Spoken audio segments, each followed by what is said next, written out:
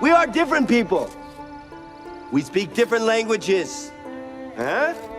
We have different faces, but inside, we are same, but different. For a relatively modern interpretation of a book IP, CD Projekt Red's The Witcher is pretty book accurate. The setting largely feels the same, the characters are, for the most part, the same people they were in the books, just older, and, despite some valid grievances, CD Projekt Red did considerably better than Netflix. Disappointed! Still, with The Witcher 1 taking place after The Lady of the Lake, the final book in the series, chronologically, some changes had to be made to continue the story. The end of The Lady of the Lake is meant to feel very final, and it's really the only part where the games and books diverge massively. So today, let's talk about it. And of course, spoilers for the books and minor spoilers for the games. Although, the games kinda spoil the ending to the books anyway, so look, just don't complain about spoilers in the comment section please, you've been warned.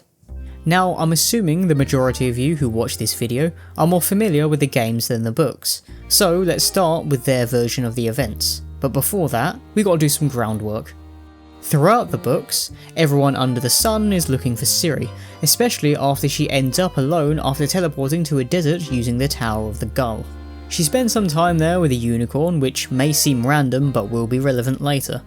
Geralt is of course one of these people, and he basically has a D&D party helping him out, consisting of Cahir, a former Nilfgaard knight, Milva, an archer who lived among the Dryads, Angulem, a bandit girl who kinda looks like Ciri, and finally Dandelion and Regis, who need no introduction. Now Dandelion ends up staying in Toussaint with Anna Henrietta, and everyone else gets killed. Well, except for Regis apparently, who CD Projekt Red kinda revives.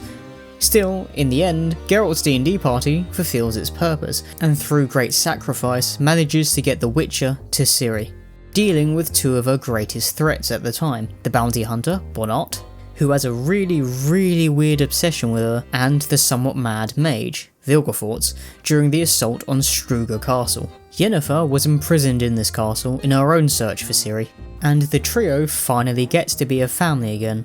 Kind of. There is some nonsense with the Lodge of Sorceresses, but they ultimately decide to let Ciri go, and for the first time, there doesn't seem to be much in the way of Ciri, Yennefer and Geralt from being a family again, with them eventually going to Rivia, accompanied by Triss. Sounds like a happy ending. Okay, look, I'm gonna stop pretending. If you've played the games, you know where this is going. The Rivian pogrom began, a riot where humans began killing non-humans, and in this chaos, Geralt is stabbed and mortally wounded by just some random dude called Rob. No, not that Rob.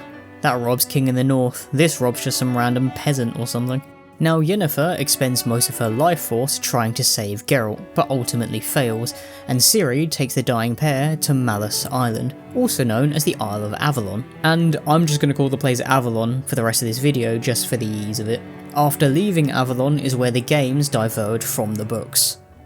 In the games, Ciri brought Yennefer and Geralt to Avalon to heal them, with the Wild Hunt hot on her heels, eventually reuniting with Avallac'h and doing some multi-dimensional travelling in a bid to escape the Wild Hunt, which includes her visiting the world of Cyberpunk 2077, apparently. I mean, she also turned up in Fortnite, although I'm not really sure how that's going to help her escape the Wild Hunt. In the meantime, Geralt and Yennefer eventually recover and live in a house together in Avalon until the Wild Hunt appears, following Ciri's trail and hoping to set a trap for her. They burn the house, capture Yennefer, and Geralt ends up in pursuit. He teams up with Letho and some Viper Skull witches to do some elf killing.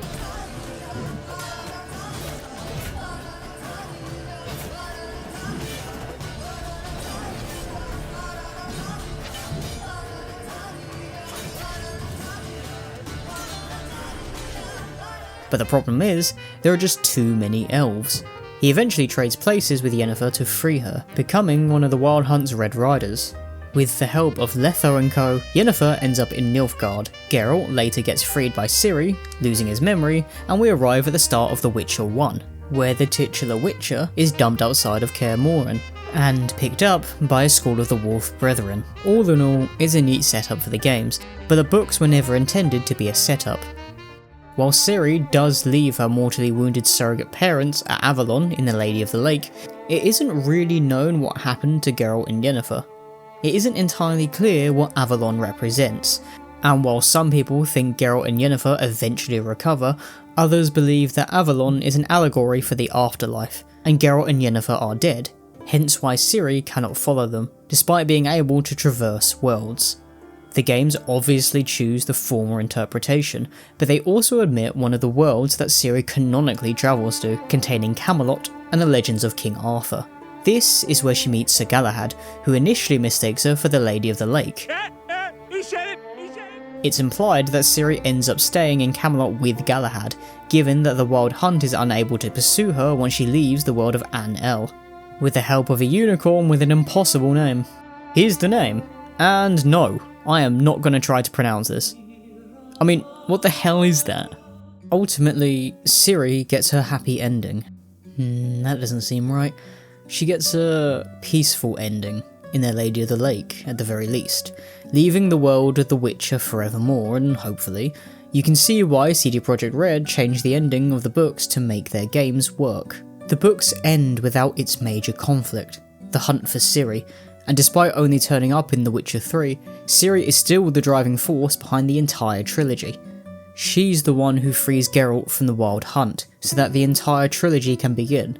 And, well, I don't have to explain to you why she's vital to The Witcher 3, come on. Now, if the games didn't change the book's ending, I guess you could still have Geralt and Yennefer, since CD Projekt Red could just go with an interpretation that Ciri brought them to Avalon to revive them, but then they'd just chill in Avalon, and Ciri would just stay in Camelot. There's no conflict, and maybe you could have the story be about Geralt and Yennefer finding a way to get to Camelot, but then you aren't really using the world that Sapkowski made. They would start in a pocket dimension in the hopes of getting to another dimension that isn't the Witcher world. The Witcher world would just be inconsequential, which is probably why all these changes came in, and I think these changes have ultimately been for the better. We'll have to see if this is the same case with The Witcher 4, since I'm holding back judgment until we learn more about the project. I'm not going to attack or defend CD Projekt Red here, but whenever they have deviated from the books, it's been for the sake of its story, and for the most part it has worked.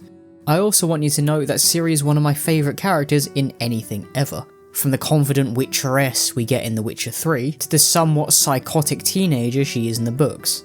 I really hope they do good by her character, and I do have faith that they will. But while we wait for The Witcher 3, I want to thank you all for watching, and perhaps you can watch my other stuff. Who knows? Maybe I'll see you next time.